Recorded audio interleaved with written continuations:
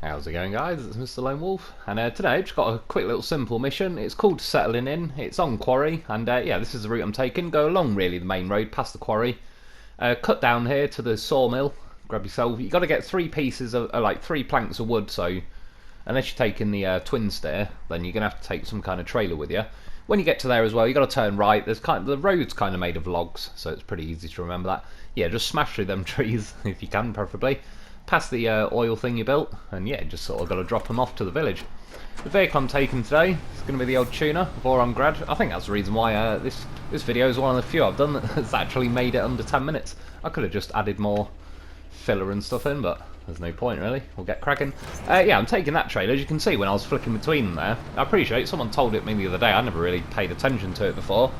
But this thing's got kind of a longer, I don't know, like the arm in front of the trailer that hooks onto your truck is longer than the other trailer with like the less wheels on it. So I just tend to find, since they mentioned it, I just kind of like that the trailer sits a bit further back when you reverse, and that I reckon gives you a little bit more room, a little bit more leeway. See a goddamn horse of a vehicle there in the middle of the picture.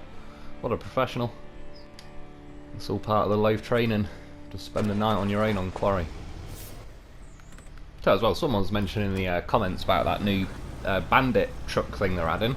It's sounding pretty good. I've not seen any gameplay footage of it or anything like that. I did see, I believe it was TC Gaming, like a thumbnail of that bandit truck they're adding appeared in my YouTube thing, so I've seen the thumbnail of it, and yeah, it's looking pretty good. It's got the Tiger tyres on it. I hear it's got the high range gearbox.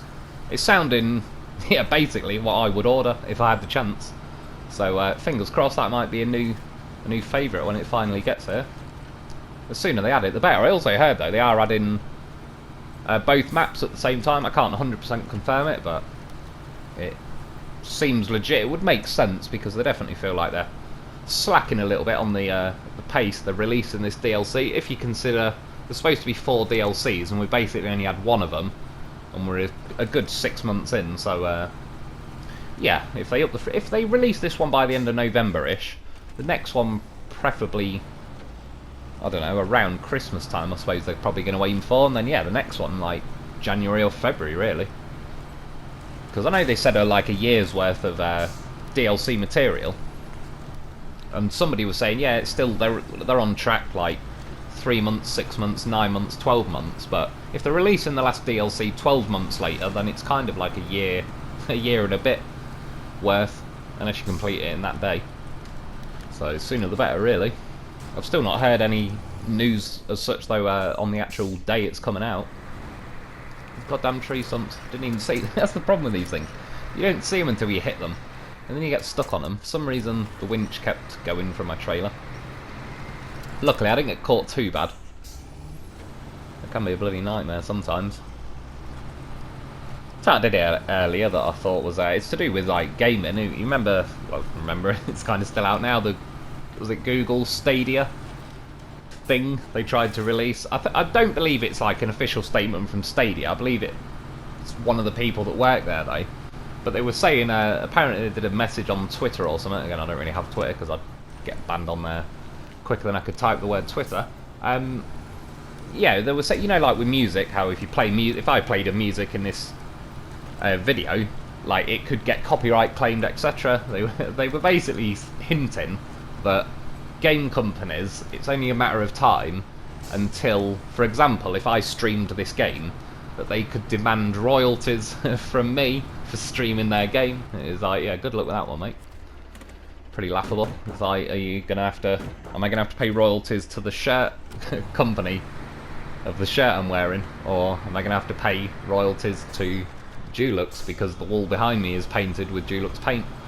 It's like, you can just say, the one thing that makes me laugh with the gaming industry, but not in a good way, to be fair, it's like, you know how you've got, say, car companies or normal stuff, they can only take the piss to a certain degree because there's enough people paying attention, but yeah, they'll get in some kind of trouble, they get sued or something if they take the mick too much, whereas on, with gaming in general, a lot of the companies you tend to find like they do like to push their luck and take advantage of the situation. Like, even just the audacity of assuming that because you sold me this game, and again, this is like, obviously SnowRunner has not said this, no gaming company has said it, but Google, who owns Stadia and YouTube, one of their employers has.